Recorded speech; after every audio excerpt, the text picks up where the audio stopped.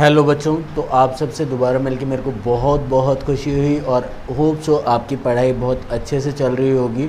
तो आज हम स्टार्ट करने वाले हैं हमारी मैथ्स की क्लासेस को। तो क्लास 9th के मैथ्स और क्लास 10th की मैथ में एक टॉपिक कॉमन है, एक चैप्टर कॉमन है जो हमने दोनों क्लासेस में पढ़ा है, वो है निर्देशांक ज्यामिति। ठीक है, तो हम अब निर्देशांक ज्यामिति के बारे में अब पढ़ेंगे।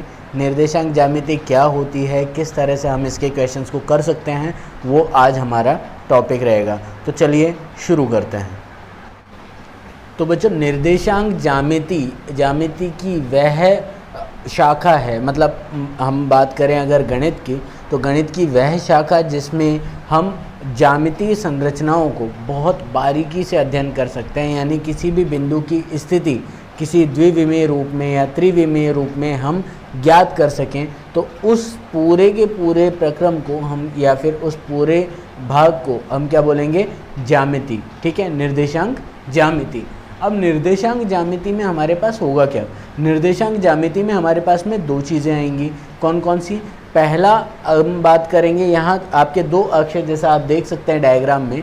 ठीक है, यहाँ दो अक्ष आपको बता रखे हैं, एक्स अक्ष और वाई अक्ष। ठीक है, एक्स अक्ष जो होता है हमारे पास भुज और वाई अक्ष जिसे हम बोलते हैं कोटि। ठीक है, ये दोनों मिलके, भुज और कोटि दोनों मिलके क्या बनाते हैं? निर्देशांक। और निर्देशांक जब बनाते हैं तो निर्देशांक हम यहाँ देख सकते हैं, जैसा आप डायग्राम में देख रहे हैं, निर्देशांक बहुत इजी होते हैं। पहले x की वैल्यू लिखते हैं, फिर y का। ठीक है, तो x का मान और y का मान, x, y और ब्रैकेट में लिख के इसको हम लिखते हैं निर्देशांक ज्यामिति में। ठीक है, अब निर्देशांक ज्यामिति में ये हो गया स्थिति।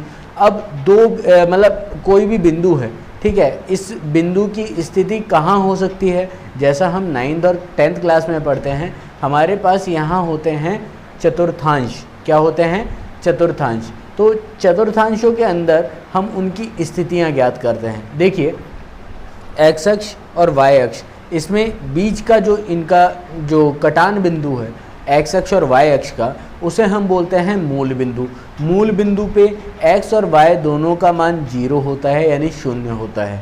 ठीक है, एक्स और वाई दोनों का मान 0 होता है। अब अगर हम बात करें एक्स अक्ष पर राइट साइड में जाने पर, यानी दाहिने भाग में जाने पर एक्स का मान बढ़ता जाता है, और बाईं ओर बाएं भाग में जाने पर एक्स का मान और कम होता जाता है। यानी हम जैसे जैसे राइट साइड में बढ़ते जाएंगे तो वहाँ पर क्या होगा, एक्स का मान बढ़ेगा, लेफ्ट साइड में बढ़ने पर एक्स का मान घटेगा। तो इस तरह से दोनों चीज़ें होती हैं। तो यहाँ 0 से राइट साइड में जाओगे तो क्या हो जाएगा, +1 +2 +3 +4। लेफ्ट साइड में जाओगे तो -1 -2 -3 -4। इस तरह से निर्देशांक आएंगे। इसी तरह से y अक्ष पर ऊपर की तरफ जाने पर हमारे पास क्या होगा, मूल बिंदु से ऊपर जब जाओगे तो होगा +1 +2 +3 +4।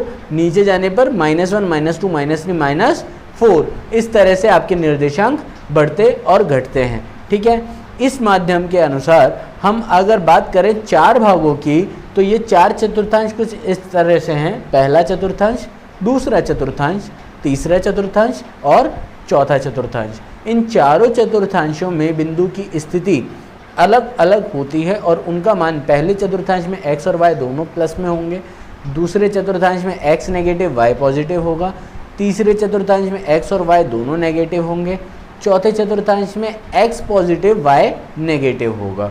ठीक है, तो यहाँ तक हमारे पास हुआ इनके मानों के बारे में। इनका जो बीच की निर्देशांकों के बीच की दूरी है उसके बारे में हम ज्ञात करेंगे अगले भाग में। तब तक के लिए नमस्कार। घर पे रहिए, सुरक्षित रहिए और ये अपनी सेहत का पूरा ध्यान रखिए। धन्यवाद।